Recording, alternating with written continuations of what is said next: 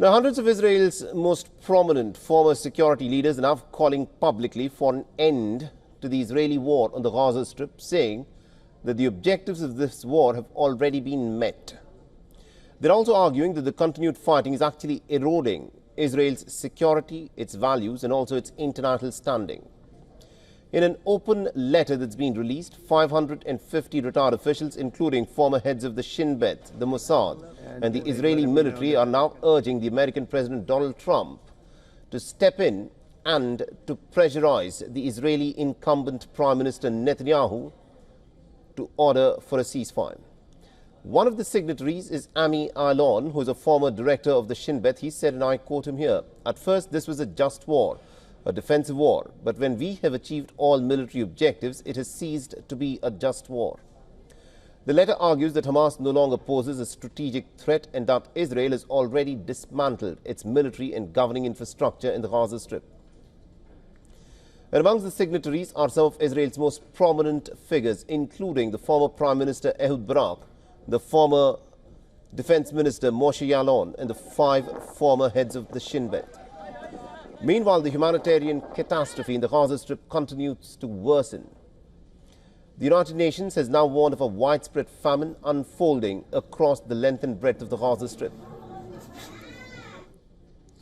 In just the last 24 hours, 6 more Palestinians have died of starvation, taking the total to at least 180 starvation-related deaths of Palestinians.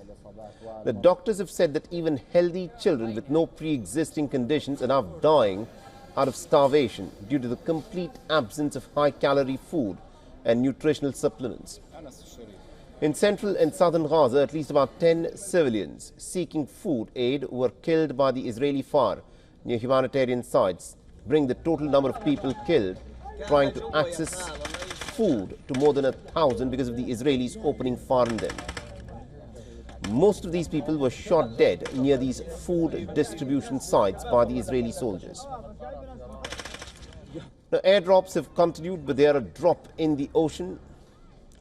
Now, many of the Palestinians, including many children, are risking their lives just to get a bag of rice or a can of food. In hospitals, bodies are being wrapped in blankets. The reason for this is white shrouds are no longer present because of the Israeli shortage.